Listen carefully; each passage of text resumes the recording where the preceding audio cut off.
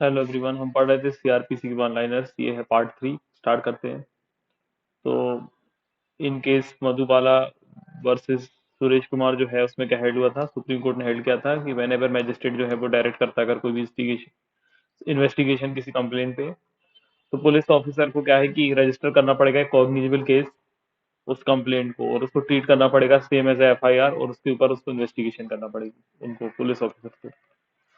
फिर जो फाउंडेशन होता है ऑफ इन्वेस्टिगेशन अंडर सीआरपीसी, वो एफआईआर होता है, और वो साइन की जाना चाहिए उस पर्सन के द्वारा जो पर्सन यहाँ पे कमीशन ऑफ कॉग्निजेबल ऑफेंस के बारे में इंफॉर्मेशन दे रहा है। फिर Zahira Habibullah Sheikh versus state of Gujarat case में ये बताया गया था कि डिफेक्टिव इन्वेस्टिगेशन क्या होता है। फिर एक केस था प्रियदर्शनी मैटो, जो भी प्रोनाउंसिएशन है देख लीजिएगा। उसके केस में क्या होता था कि जो प्रोसिक्यूशन विटनेस है was to be prosecuted for perjury. तो प्रोसिक्यूशन के जो विटनेस है उनको यहाँ पे प्रोसिक्यूट किया जा सकता है परजुरी के लिए। मतलब एक तरीके से कोर्ट का अपमान समझ सकते हैं, उसके बारे में बताया था। फिर उसके बाद है कि जब दो एफआईआर रिलेटेड सेम ऑफेंस के लॉन्च हुई होती है, तो जो इन्वेस्टिगेटेड है by the same investigation agency, तो उनको एक ही इन्वेस्टिगेशन एजेंसी यहाँ पे इन्वेस्टिगेशन करेगी। मतलब किसी भी सेम ऑफेंस के लिए अगर दो एफआईआर लॉन्च हो गई है तो एक ही इन्वेस्टिगेशन एजेंसी उसकी इन्वेस्टिगेशन करेगी। फिर लिखा हुआ है कि सेक्शन 154 का 3 सीआरपीसी का जो है वो बताता है कि कोई पर्सन अगर एग्रीव्ड है, जो रिफ्यूजल किया गया on the part of police officer in charge of the police station जो है, तो वो रिकॉर्ड करेगा उस इंफॉर्मेशन को कॉग्निजेबल ऑफेंस की, और उसकी सेंड कर देगा information in writing by post, किसको, सुपरिटेंडेंट ऑफ पुलिस को। तो मतलब क्या होता है कि अगर किसी ने भी एफआईआर लिखने से रिफ्यूज कर दिया officer in charge of the police station ने, तो उसकी कंप्लेन एसपी को कर सकते हैं, वाई पोस्ट कर सकते हैं। ठीक है। उसके बाद है सखा राव वर्सेस स्टेट। इस वाले केस में हेल्ड हुआ था कि जो एफआईआर है वो लॉन्च की जा सकती है by way of telephone also. तो सुखा राव वर्सेस स्टेट याद रखिएगा, सखा राव, सॉरी, सखा राव वर्सेस स्टेट में। फिर लिखा हुआ है कि जो भी एफआईआर है फर्स्ट इंफॉर्मेशन जो भी होती है, मतलब वो कॉग्निजेबल ऑफेंस की है, और अगर दूसरी जो ऑफेंस है वो नॉन, मतलब दूसरी जो चीजें हैं उसमें ऑफेंस, मतलब एक ही एफआईआर में दो तीन चीजें हैं, एक दो कॉग्निजेबल ऑफेंस के रिलेटेड है और बाकी अदर जो है वो नॉन कॉग्निजेबल ऑफेंस से रिलेटेड है, तो पोल जो होगी उसको यहाँ पे डीम्ड कॉग्निजेबल माना जाएगा। मतलब क्या होता है कि एक जो केस है उसमें क्या हुआ कि किसी ने कंप्लेन लिखाई, तो जो एफआईआर लिखी जाती है वो कॉग्निजेबल केस के लिए लिखी जाती है। अब कॉग्निजेबल केस में लिखने के साथ साथ उसमें कुछ ऐसी चीजें थी जो नॉन कॉग्निजेबल ऑफेंस से रिलेटेड थी,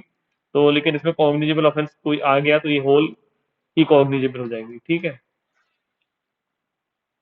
फिर अंडर सेक्शन 154 जो है, जहाँ पे नो पीरियड प्रिस्क्राइब्ड है, what should be the duration of investigation. तो ड्यूरेशन कुछ पीरियड फिक्स नहीं है यहाँ पे, कितने टाइम पीरियड के अंदर यहाँ पे ये इन्वेस्टिगेशन हो जाना चाहिए, वो कुछ भी बताया नहीं गया हुआ है। फिर जो इरेगुलरिटी है अंडर सेक्शन 156 के 2 में, मीन्स जब भी केस है जहाँ पे पुलिस ऑफिसर जो इन्वेस्टिगेशन कर रहा है, तो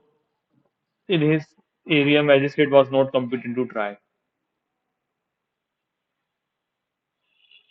सो यहाँ पे इरेगुलरिटी बताया गया है 156 के 2 में कि यहाँ पे जो पुलिस ऑफिसर है वो इन्वेस्टिगेट कर रहा है अगर कोई केस को, जो कि एरिया यहाँ पे मैजिस्ट्रेट नहीं है कॉम्पिटेंट यहाँ पे ट्राई करने के लिए उस केस को। तो जो इरेगुलरिटी यहाँ पे 156 के 2 में, वो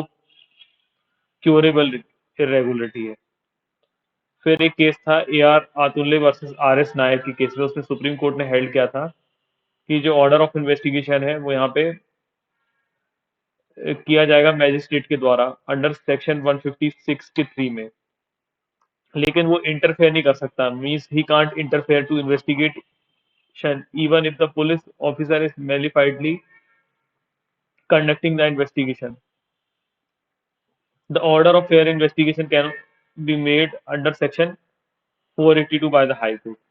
तो क्या होता है कि यहाँ पे क्या है, A R Ratul versus R S Nayak की केस में सिर्फ इतनी सी बात बोली गई थी कि जो 156 के 3 में जो ऑर्डर मैजिस्ट्रेट दे सकता है वो सिर्फ एक ऑर्डर इन्वेस्टिगेशन करने के लिए दे सकता है, ना कि उसमें किसी भी तरीके का इंटरफेरेंस वो कर सकता है। और इससे भी फर्क नहीं पड़ेगा कि अगर पुलिस ऑफिसर जो है वो मैलिफाइडली कंडक्ट कर रहे हैं कोई भी इन्वेस्टिगेशन, जो ऑर्डर है वो यहाँ पे केवल फेयर इन्वेस्टिगेशन करने के लिए 482 जो inherent power of high court होते हैं वो केवल हाई कोर्ट उसके तहत दे सकता है। फिर एक हुआ था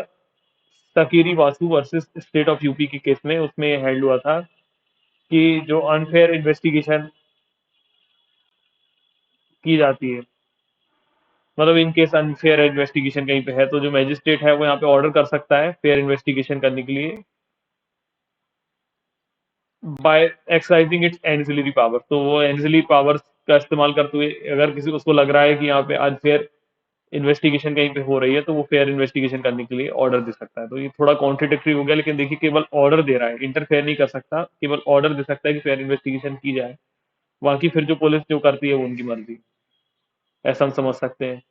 फिर यहाँ पे एक केस है धर्मेश भाई वासुदेव भाई नहीं सॉरी धर्मेश भाई वासुदेव भाई वर्सेस स्टेट ऑफ गुजरात। तो उस केस में हेड किया गया था कि जो मैजिस्ट्रेट है वो कोई भी ऑर्डर पास नहीं कर सकता क्वेश करने के लिए एफआईआर को, at it would amount to the withdrawal of its earlier order. तो क्या होता है कि मैजिस्ट्रेट क्या है कि एफआईआर लिखने का ऑर्डर कर सकता है लेकिन एफआईआर को क्वेश नहीं कर सकता, क्योंकि ये तो विड्रॉल हो जाएगा उसके अर्लियर ऑर्डर का इस तरीके से। और यहाँ पे ये जो पावर होती है विड्रॉल करवाने की एफआईआर को, ये केवल हाई कोर्ट कर सकता है 482 में, इसको भी याद रखिएगा, ये है इनहेरेंट पावर हाई कोर्ट की होती है सिर्फ। फिर जो डिस्टिंक्शन है यहाँ पे पुलिस इन्वेस्टिगेशन का अंडर सेक्शन 156 में, और जो डायरेक्ट की गई है अंडर सेक्शन 202 में, वो ले डाउन की गई थी सुप्रीम कोर्ट के द्वारा इन देवापल्ली लक्ष्मी नारायण रेड्डी वर्सेस नारायण रेड्डी में। तो जो यहाँ पे इन्वेस्टिगेशन जो यहाँ पे डिस्टिंक्शन बताया कि जो पुलिस इन्वेस्टिगेशन जो ऑर्डर करते हैं 156 के 3 में या फिर जो 202 में की जाती है, वो दोनों में जो डिफरेंस होता है उसमें यहाँ पे सुप्रीम कोर्ट ने देवापल्ली लक्ष्मी नारायण रेड्डी वर्सेस एन नारायण रेड्डी में बताया हुआ था, ठीक है, याद रखिएगा, रेड्डी में बताया गया था। और फिर उसके बाद है कि जो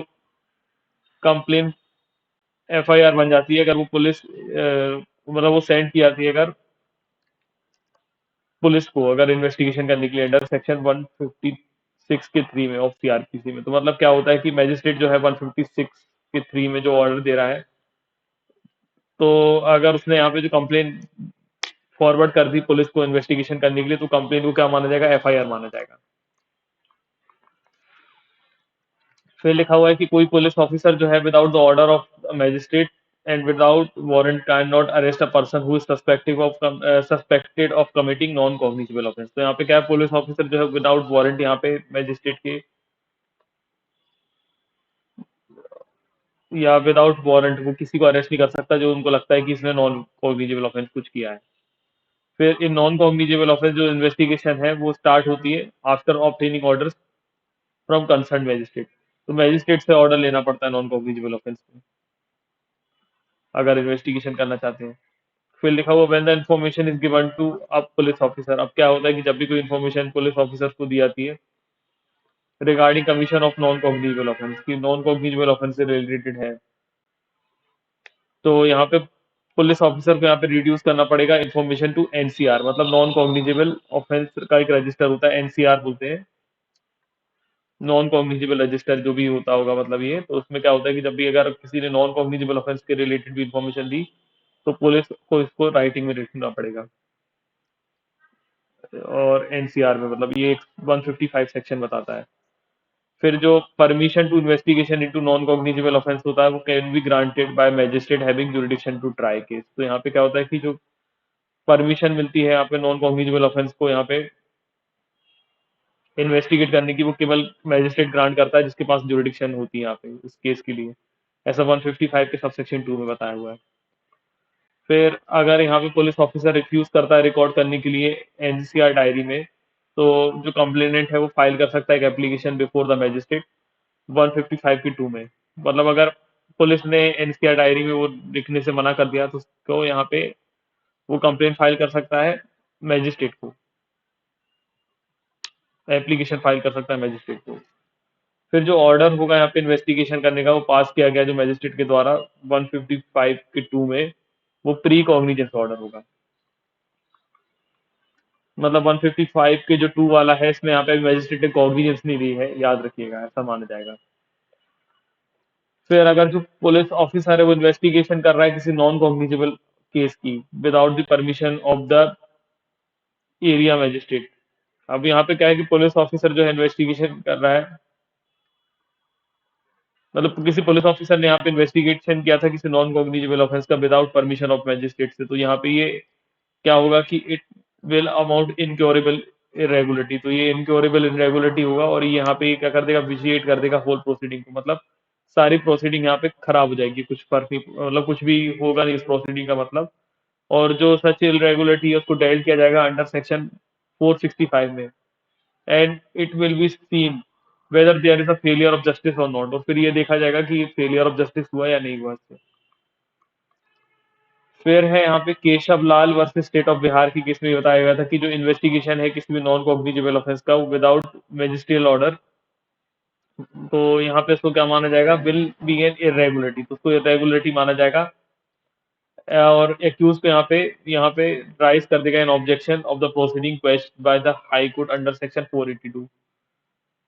तो यहाँ पे क्या होता है कि केशव लाल वर्सेस स्टेट ऑफ बिहार के केस में बताया हुआ था कि कोई भी अगर इन्वेस्टिगेशन नॉन कॉग्निजेबल ऑफेंस में विदाउट मैजिस्ट्रेट के ऑर्डर की होता है तो ये रेगुलरिटी जो है दूसरी वो यहाँ पे एक ऑब्जेक्शन रेज कर देगा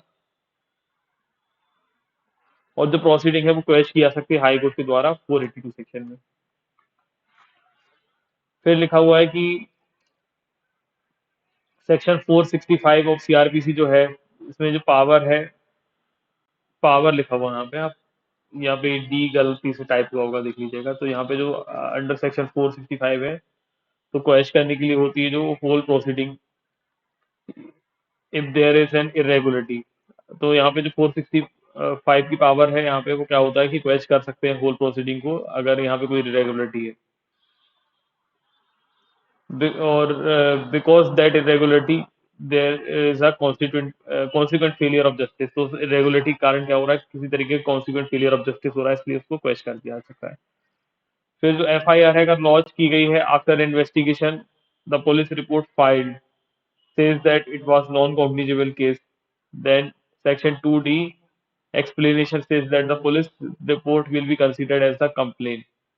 and the cognizance will be taken under section 190 के सॉरी 190 के वन क्लॉज सॉरी 190 सेक्शन के सबसेक्शन 1 के ए में बताया हुआ है कि अगर यहाँ पे किसी भी एफआईआर को लॉन्च किया गया इन्वेस्टिगेशन हो जाने के बाद और उसमें ये पता चलता है कि जो पुलिस की फाइंडिंग है उसमें पता चलता है कि नॉन कॉग्निजेबल केस है, तो जो 2D में जो यहाँ पे पुलिस फाइल करता है, जो भी यहाँ पे 2D की एक्सप्लेनेशन बताती है कि जो पुलिस यहाँ पे रिपोर्ट फाइल किया जाए करती है वहाँ पे मजिस्ट्रेट के पास, उसको क्या मानेंगे हम यहाँ पे, उसको यहाँ पे मानेंगे एज अ कंप्लेंट और उसकी कॉग्निजेंस यहाँ पे 190 के सबसेक्शन 1 के ए में ली जाएगी। फिर जो यहाँ पे पुलिस रिपोर्ट है किसी भी कॉग्निजेबल केस की एंड नॉन कॉग्निजेबल केस की, वो यहाँ पे फाइल की आती है मतलब 173 के सबसेक्शन 2 में। एक तरीके से आप ये बात कर सकते हैं, ये समझ सकते हैं कि चार्जशीट पे फाइल किया सकते हैं, जो भी मतलब पुलिस रिपोर्ट फाइल करता है तो वो कॉग्निजेबल ऑफेंस की हो या नॉन कॉग्निजेबल ऑफेंस की, वो कहाँ पे, तो 173 के सबसेक्शन 2 में। फिर यहाँ पे जैसे ही रिसीव होती है FIR for commission of an offence, officer in charge of the police station will send the copy to the concern magistrate under section 157। तो जब भी यहाँ पे क्या होता है किसी भी पुलिस ऑफिसर के पास कभी भी एफआईआर आई तो वो एफआईआर की कॉपी को सेंड कर देगा कंसर्न मजिस्ट्रेट के पास 157 में। और जो इन्फॉर्मेशन रिसीव होती है पुलिस ऑफिसर के द्वारा वो must not be merely a cryptic information, sorry, cryptic information. This is where the only intention of the informant is to inform the police officer of the occurrence of the information and not to taking any action on it. तो जो police officer के पास यहाँ पे जो भी information होती है तो वो यहाँ पे नियर क्रिप्टिक इन्फॉर्मेशन होती है, मतलब यहाँ पे क्या होता है कि उसकी केवल इंटेंशन रहती है यहाँ पे इन्फॉर्मेंट की कि यहाँ पे वो इन्फॉर्म कर रहा है पुलिस ऑफिसर को कि कोई यहाँ पे ऑकरेंस हुआ है ऑफेंस का, and not of taking any action on it. और क्या होता है कि ये बहुत जरूरी भी नहीं है कि वो तुरंत ही एक्शन लेंगे, मतलब वो पुलिस पहले मैजिस्ट्रेट को बता देती है 157, मतलब एफआईआर की कॉपी वगैरह भेज देती है, फिर इन्वेस्टिगेशन करती है। ठीक है। फिर जो ऑकरेंस रिपोर्ट हुई है is a copy of FIR with an endorsement by the investigation officer that the investigation of the case investigating the case और नॉट। तो यहाँ पे जो ऑकरेंस रिपोर्ट होती है उसके साथ कॉपी एफआईआर के अटैच करके यहाँ पे क्या होता है, इन्वेस्टिगेशन ऑफिसर जो है इंडोर्समेंट करता है और उसमें बताता है कि इन्वेस्टिगेशन की जा रही, मतलब वो इन्वेस्टिगेशन कर रहे हैं कि नहीं कर रहे हैं, 157 में बताता है। फिर जैसे यहाँ पे अगर रिसीविंग का नेगेटिव ऑकरेंस रिपोर्ट है, यहाँ पे जब भी कभी क्या होता है कि नेगेटिव ऑकरेंस रिपोर्ट मतलब क्या होता है कि अगर उन लोगों ने मतलब एक तरीके से मना कर दिया होगा इन्वेस्टिगेशन करने से, तो मैजिस्ट्रेट जो है ऑर्डर कर सकता है यहाँ पे प्रिलिमिनरी इंक्वायरी अंडर सेक्शन 159 में, जिससे वो चेक करे कि यहाँ पे इन्वेस्टिगेशन करने की जरूरत है या नहीं। मतलब यहाँ पे मतलब पुलिस वालों ने तो नेगेटिव ऑकरेंस रिपोर्ट दे दी, मतलब इन्वेस्टिगेशन ऑफिसर वगैरह जो भी होंगे। अब यहाँ पे मैजिस्ट्रेट क्या करता है, 159 का ऑर्डर दे सकता है कि यहाँ पे चेक करे कि इन्वेस्टिगेशन करने की जरूरत है कि नहीं। फिर जो भी ऑर्डर पास किए आते हैं 159 में प्रिलिमिनरी इंक्वायरी के लिए होते हैं और वो स्यू मोटो ऑर्डर होते हैं। फिर लिखा हुआ है if no occurrence report is filed by police officer, कोई पुलिस ऑफिसर ने यहाँ पे ऑकरेंस रिपोर्ट नहीं फाइल की गई, तो then the order under section 159 can be made rather the order of section 156 sub section 3 will have to pass for investigation. अब क्या होता है कि पुलिस ने कोई अपनी ऑकरेंस रिपोर्ट बताया ही नहीं, तो पुलिस को जहाँ पे मैजिस्ट्रेट डायरेक्ट करेगा वो 159 का ऑर्डर डायरेक्ट करेगा, ना कि 156 के थ्री। अब 156 के थ्री में क्या होता है कि मतलब मैजिस्ट्रेट को लगता है कि यहाँ पे किसी चीज की इन्वेस्टिगेशन होना चाहिए तो ये ऑर्डर करता है, लेकिन 159 में क्या होता है कि जब यहाँ पे क्या होता है कि किसी इंफॉर्मेशन पहले से है लेकिन यहाँ पे उनको लग रहा है कि पुलिस वालों को, पुलिस वाले यहाँ पे इन्वेस्टिगेशन नहीं कर रहे हैं, तो यहाँ पे ऑर्डर देता है। फिर जो ऑकरेंस रिपोर्ट है वो यहाँ पे can also be filed by the superintendent of police, तो यहाँ पे जो ऑकरेंस रिपोर्ट है वो यहाँ पे सुपरिटेंडेंट ऑफ पुलिस भी फाइल कर सकता है अंडर सेक्शन 158 ऑफ सीआरपीसी में। फिर लिखा हुआ है कि जो इनक्वेस्ट रिपोर्ट है यहाँ पे must obtain at the appearance cause of death, तो यहाँ पे क्या होता है कि जब भी किसी की डेथ हो जाती है, डेथ वाले कुछ केस होते हैं, तो यहाँ पे क्या होता है कि यहाँ पे एक इंक्वेस्ट रिपोर्ट बनाई जाती है। तो एक इंक्वेस्ट रिपोर्ट भी यहाँ पे होना चाहिए जब किसी की डेथ हुई हो, तो जिसमें अपेरेंट कॉज ऑफ डेथ पता चलेगी क्या कॉज है डेथ का। फिर जो पावर है यहाँ पे पुलिस ऑफिसर का कि वो रिक्वायर कर सकते हैं अटेंडेंस ऑफ वुमेन विटनेस का कॉग्निजेबल ऑफेंस में, वो एक्सटेंड होता है नॉट टू कॉलिंग, मतलब extend not to not calling that women to police station but going personally to the place where women reside, ऐसा 160 बताता है। मतलब 160 में क्या होता है कि यहाँ पे पुलिस ऑफिसर के पास पावर होती है कि पुलिस ऑफिसर क्या होता है कि बुला सकता है जो उनको लगता है इन्वेस्टिगेशन करने के लिए किसी पर्सन के पास इन्फॉर्मेशन होगी, तो उनके स्टेटमेंट रिकॉर्ड करता है ड्यूरिंग इन्वेस्टिगेशन। तो उसमें क्या होता है, लेकिन वुमेन विटनेस को अगर उनको लगता है कि किसी कॉग्निजेबल ऑफेंस के बारे में मालूम होगा तो वो उसको पुलिस स्टेशन में नहीं बुलाएगा, बल्कि खुद वहां पे जाएगा जहाँ पे वो पर्सनली रहती है। ऐसा सेक्शन 160 में बताया हुआ है। फिर उसके बाद है जो Kamal Nath versus state of Tamil Nadu का केस है, उसमें हेल्ड हुआ था कि अंडर सेक्शन 160 ऑफ सीआरपीसी में जो वुमेन विटनेस है उनको यहाँ पे कॉल किया जा सकता है कि इंफॉर्मेशन दी किसी भी कमीशन ऑफ क्राइम से रिलेटेड अदर देन हर रेसिडेंस ऑल्सो, उसके उनके रेसिडेंस के अलावा भी उनको बुलाया जा सकता है if necessary in the interest of justice, अगर उनको ये इंटरेस्ट ऑफ जस्टिस में नेसेसरी लगता है। लेकिन यहाँ पे प्रायर परमिशन किसकी लेना पड़ेगी, मैजिस्ट्रेट की लेना पड़ेगी इस रिगार्ड में, तभी यहाँ पे वो कर सकते हैं, नहीं तो नहीं। फिर जो state of UP versus Satish का केस है, इसमें हेल्ड हुआ था कि जो डिले होता है यहाँ पे examination of witness bye investigation officer, यहाँ पे ये किसी भी तरीके से does not INSO facto make the prosecution version suspect. तो यहाँ पे क्या होता है कि अगर कभी क्या होता है कि पुलिस ने कुछ डिले कर दिया यहाँ पे विटनेस की इन्वेस्टिगेशन, मतलब विटनेस को यहाँ पे एग्जामिन करने में इन्वेस्टिगेशन ऑफिसर्स के द्वारा कुछ डिले हो गया उनको एग्जामिन करने में, तो यहाँ पे किसी तरीके का ये नहीं होगा कि प्रोसिक्यूशन वर्जन को हम सस्पेक्ट मानेंगे और इन्वेस्टिगेशन ऑफिसर को जो है कैटेगरीली क्वेश्चन किया जाएगा, लेकिन इन रिस्पेक्ट पे कि उन्होंने डिले क्यों किया एग्जामिनेशन करने में, मतलब ये उनसे पूछा जा सकता है इन्वेस्टिगेशन ऑफिसर से कि उनकी तरफ से क्यों डिले हुआ। फिर उसके बाद जो है person can be summons as witness under section 160 of CrPC by the police officer investigating the case. तो क्या होता है कि पुलिस ऑफिसर जो है वो समन कर सकता है किसी विटनेस को सेक्शन 160 में केस को इन्वेस्टिगेशन करने के लिए। फिर यहाँ पे लिखा हुआ है कि अंडर सेक्शन 160 का जो सब सेक्शन 1 है उसमें प्रोवाइड किया जाता है कि जो मेल चिल्ड्रन है बिलो जिसकी 15 ईयर्स ऑफ एज है और जो मैन है जिनकी एज 65 ईयर्स से ज्यादा है या वुमेन है जो या फिर कोई मेंटली या फिजिकली डिसेबल्ड है उनको यहाँ पे पुलिस स्टेशन में नहीं बुलाया जा सकता। सिंपल सी बात है, आपको पता होगा। फिर जो इन्वेस्टिगेशन ऑफिसर है वो यहाँ पे बाउंड नहीं है रिड्यूस करने के लिए राइटिंग में किसी भी स्टेटमेंट को made by him in the course of examination under section 161 CRPC। तो तो मतलब जो इन्वेस्टिगेशन ऑफिसर है वो यहाँ पे बाउंड नहीं है कि वो हर एक चीज को रिड्यूस करेगा राइटिंग में, जो भी स्टेटमेंट यहाँ पे दिया गया है एग्जामिनेशन के दौरान 161 के स्टेटमेंट के टाइम। फिर जो स्टेटमेंट अंडर 161 दिए जाते हैं वो रिकॉर्ड किए जाते हैं ड्यूरिंग इन्वेस्टिगेशन, पुलिस रिकॉर्ड करती है ड्यूरिंग इन्वेस्टिगेशन। और जो स्टेटमेंट रिकॉर्ड किए जाते हैं ड्यूरिंग इन्वेस्टिगेशन अंडर सेक्शन 161 वो can not be used at criminal trial except the contradict the witness. तो यहाँ पे मतलब क्या होता है कि जो 161 के स्टेटमेंट है उनको यूज नहीं किया जाता, केवल यूज किया जा सकता है कॉन्ट्रेडिक्ट करने के लिए विटनेसेस को।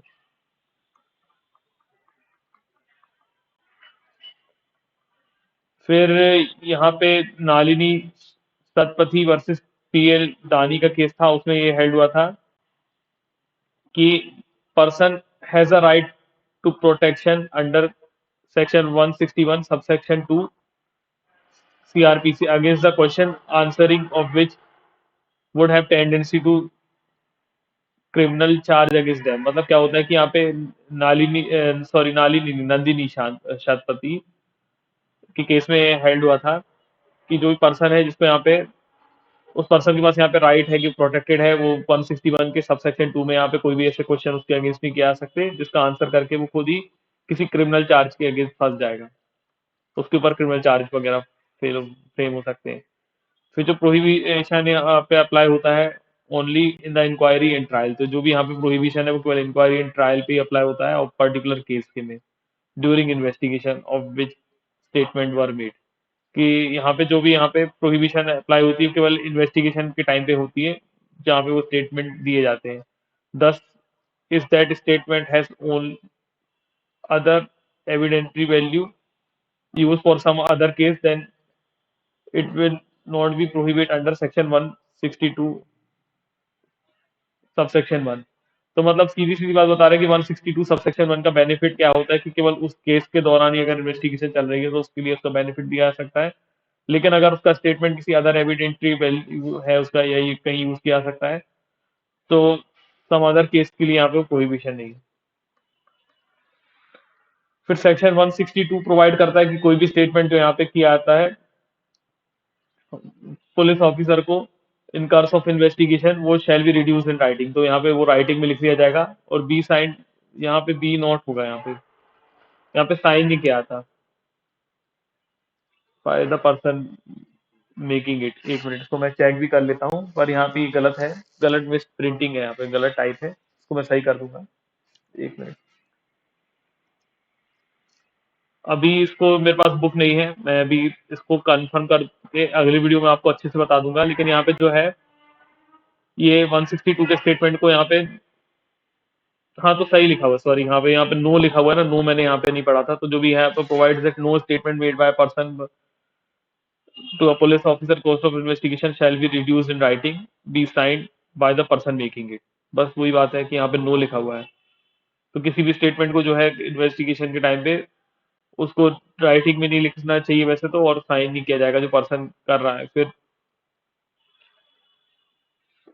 It is the duty of police officer कि वो यहाँ पे इन्फॉर्म करेंगे उस पर्सन को कि यहाँ पे वो not to sign such statement अगर वो रिड्यूस हुआ है टू राइटिंग, मतलब अगर उसको राइटिंग में लिख भी लिया होगा तो यहाँ पे उसको साइन करना जरूरी नहीं होगा। फिर लिखा हुआ है not only the return statement but the omission can also be use for contradiction. तो यहाँ पे क्या होता है कि जो रिटर्न स्टेटमेंट है, मतलब क्या होता है कि जो रिटर्न स्टेटमेंट है उनको यूज किया जा सकता है, केवल स्टेटमेंट को नहीं, मतलब रिटर्न जो स्टेटमेंट है, बल्कि जो ओमिशन, मतलब जो उन्होंने यहाँ पे बताना छोड़ भूल गए या छोड़ दिया होगा, उसको भी यहाँ पे यूज किया जाएगा कॉन्ट्रडिक्शन के लिए। सब 162 का सबसेक्शन 1 बताता है प्रोवाइजो, इसका मतलब। फिर जो भी स्टेटमेंट यहाँ पे किए आते हैं under section 161 in course of examination and statement, जो भी यहाँ पे दिए आते हैं under section 162 in course of investigation, तो जो स्कोप होगा 162 का यहाँ पे ब्रॉडर होगा 161 से। तो मतलब क्या होता है, जो स्टेटमेंट यहाँ पे सेक्शन 161 में दिए जाते हैं और 162 में जो दिए जाते हैं, उन दोनों में जो ब्रॉडर होगा 162 का होगा। तो 162 का सबसेक्शन 2 प्रोवाइड करता है कि जो स्टेटमेंट यहाँ पे अगर किसी पर्सन ने दिए हैं पुलिस ऑफिसर को इन कर्स ऑफ इन्वेस्टिगेशन, वो यहाँ पे यूज हो सकते हैं as a dying declaration under section 32 subsection 1। और जो डिस्कवरी स्टेटमेंट होता है under section 27 of Indian evidence act, वो यहाँ पे मतलब इस तरीके से यूज किए जा सकते हैं। फिर यहाँ पे बताया हुआ है कि सेक्शन 163 में कि नो पुलिस ऑफिसर और other person in authority shall offer any inducement threat promise as, जो कि मेंशन है section 24 of Indian evidence act में। तो यहाँ पे क्या होता है कि 163 में बताया हुआ है कि अभी कोई पर्सन यहाँ पे कोई स्टेटमेंट दे रहा होगा, तो पुलिस ऑफिसर जो है यहाँ पे उस पर्सन जो भी उनके अथॉरिटी में है, उसको यहाँ पे किसी तरीके का इंड्यूसमेंट थ्रेट प्रॉमिस जो भी है सेक्शन 24 में वो नहीं देंगे। फिर जो पुलिस ऑफिसर है वो should not prohibit any person from making any statement if they are made voluntarily. तो यहाँ पे क्या होता है कि पुलिस ऑफिसर लेकिन उनको रोकेगा नहीं,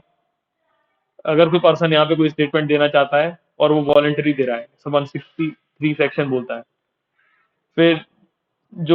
फिर जो सेक्शन 164 है, यहाँ पे स्पेशल प्रोसीजर प्रोवाइड किया गया है रिकॉर्ड करने के लिए confession as well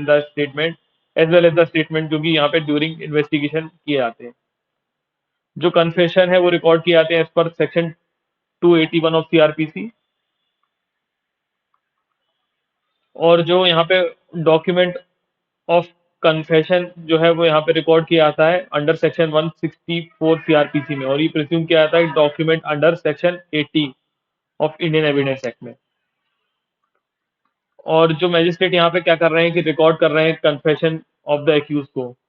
when he is forward is answered bye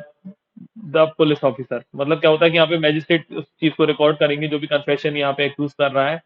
जब उसको यहाँ पे फॉरवर्ड किया गया है, स्पॉन्सर स्पॉन्सर मतलब भेजा गया यहाँ पे पुलिस ऑफिसर के द्वारा। और जो रिकॉर्डिंग होगी स्टेटमेंट की यहाँ पे मैजिस्ट्रेट के द्वारा अंडर सेक्शन 164 के 5 में shall be sponsored by witness only. तो जो यहाँ पे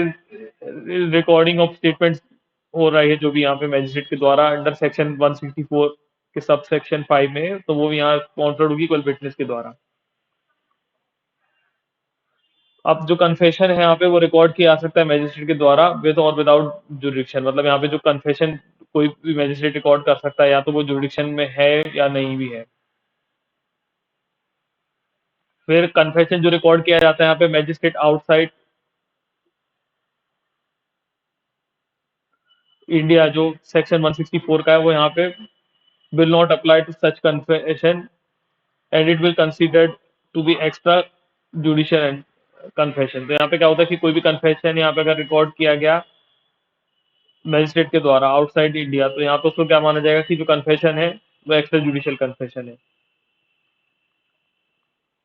फिर यहाँ पे क्या होता है कि before an accused makes a confession, जब भी यहाँ पे कोई पर्सन मतलब एक्यूज यहाँ पे कन्फेशन कर रहा है 164 में, तो उसको यहाँ पे वार्निंग दे दी जाएगी कि यहाँ पे वो बाउंड नहीं है किसी भी तरीके का कन्फेशन करने के लिए मैजिस्ट्रेट को। और मैजिस्ट्रेट यहाँ पे एक चीज को और श्योर करेंगे यहाँ पे कि जो कन्फेशन है वो यहाँ पे वॉलंटरी दिया जा रहा है, और मेमोरेंडम होगा उसको बनाया जाएगा, उसमें यहाँ पे लिखा जाएगा फुटनोट पे कि कन्फेशन जो है वो यहाँ पे उसमें मतलब उसको बता दिया गया है वॉलंटरी, मतलब यहाँ पे क्या हो कि वॉलंटरी कन्फेस कर रहा है, और जो मेमोरेंडम भी उसके नीचे लिखा जाएगा फुटनोट पे कि जो कुछ भी है किस तरीके से यहाँ पे कन्फेशन मतलब जो है उसके पहले वार्निंग वगैरह दे दी गई। तो मतलब उसके फुट पे यहाँ पे एक मेमोरेंडम लिखेंगे यहाँ पे मैजिस्ट्रेट, ठीक है ना, कि वो वॉलंटरी दे रहा है, उसको किसी भी तरीके से प्रेशराइज नहीं किया जा रहा है, और उसको ये बता दिया गया है कि वो यहाँ पे बाउंड नहीं है कन्फेशन करने के लिए। फिर एग्जीक्यूटिव मैजिस्ट्रेट जो होते हैं वो यहाँ पे ऑथराइज नहीं है रिकॉर्ड करने के लिए confessional statement under section 164 of CrPC में। फिर लिखा हुआ है कि अगर कोई मैजिस्ट्रेट है यहाँ पे, वो एडमिनिस्टर करते हैं वो before recording the confession to an accused, the confessional statement is bad in law and inadmissible in evidence. तो क्या होता है कि जब भी यहाँ पे कोई कन्फेशन रिकॉर्ड करने से पहले अगर वो उसको ओथ वगैरह दिलवा देते हैं, ठीक है, तो ओथ अगर उसकी दिलवा दी तो जो कन्फेशनल स्टेटमेंट है वो बैड माना जाएगा लॉ में, और उसको इनएडमिसिबल मान लेंगे एविडेंस में। फिर एक केस है यहाँ पे, स्टेट ऑफ यूपी वर्सेस सिंघारा सिंह, उसमें ये हेल्ड हुआ था कि जो confession of the accused person है वो यहाँ पे अगर रिकॉर्ड नहीं किया उस मैनर में जो कि प्रोवाइड है सेक्शन 164 में, तो जो ओरल एविडेंस है मैजिस्ट्रेट की वो यहाँ पे एडमिसिबल नहीं होगी प्रूव करने के लिए कि कन्फेशन सही तरीके से किया गया था। और लिखा हुआ है कि under section 164 of CrPC it's a duty of the magistrate to record the confessional statement. तो यहाँ पे एक ड्यूटी होगी 164 में कि यहाँ पे रिकॉर्ड करें वो कन्फेशनल स्टेटमेंट को फॉर्म, क्वेश्चन आंसर फॉर्म में रिकॉर्ड ना करें। मतलब ये ड्यूटी होगी 164 में कि सीआरपीसी की, कि यहाँ पे जो मैजिस्ट्रेट है उनकी उनको यहाँ पे ध्यान रखना होगा कि जो जो कन्फेशन वगैरह है वहाँ पे क्वेश्चन आंसर फॉर्म में ना हो। मतलब ये ड्यूटी नहीं है, मतलब यहाँ पे उनको जरूरी नहीं है मैजिस्ट्रेट को कि यहाँ पे क्वेश्चन आंसर फॉर्म में लिखें। मतलब सीधी सीधी बात है, सेक्शन 164 बता रहा है सीआरपीसी का कि ये ड्यूटी नहीं है मैजिस्ट्रेट की कि जो भी वहाँ पे कन्फेशनल स्टेटमेंट को रिकॉर्ड कर रहे हैं वो क्वेश्चन आंसर में लिखें। फिर जो स्टेटमेंट है other than confession of a person, उसको भी रिकॉर्ड किया जा सकता है at the stage of investigation, और उसको यहाँ पे एडमिनिस्टर किया जा सकता है oath of such person by magistrate under section 164 के 5। तो अगर क्या है कि उसके अलावा कोई पर्सन यहाँ पे अगर कुछ स्टेटमेंट दे रहा है अदर देन कन्फेशन दे रहा है तो उसमें यहाँ पे ओथ वगैरह की जा सकती है एडमिनिस्टर, ऐसा 164 का सबसेक्शन 5 बताता है। फिर लिखा हुआ जो नॉन कन्फेशनल स्टेटमेंट है वो रिकॉर्ड किया जा सकता है अंडर सेक्शन 164 ऑफ सीआरपीसी में, और वो यहाँ पे सब्सटेंटिव पीस ऑफ एविडेंस होगा। तो यहाँ पे कोई भी अगर नॉन कन्फेशनल स्टेटमेंट लिखा हुआ है रिकॉर्ड किया गया है सेक्शन 164 ऑफ सीआरपीसी में, तो उसको यहाँ पे not substantive piece, sorry is a substantive piece of evidence, तो यहाँ पे सब्सटेंटिव पीस ऑफ एविडेंस मानेंगे। अगर कोई नॉन कन्फेशनल स्टेटमेंट यहाँ पे रिकॉर्ड किया गया है सेक्शन 164 में, तो उसको यहाँ पे सब्सटेंटिव पीस ऑफ एविडेंस मान लिया जाएगा। तो आज हमने 240 फैक्ट तक कर लिया, नेक्स्ट वीडियो में आगे पढ़ेंगे।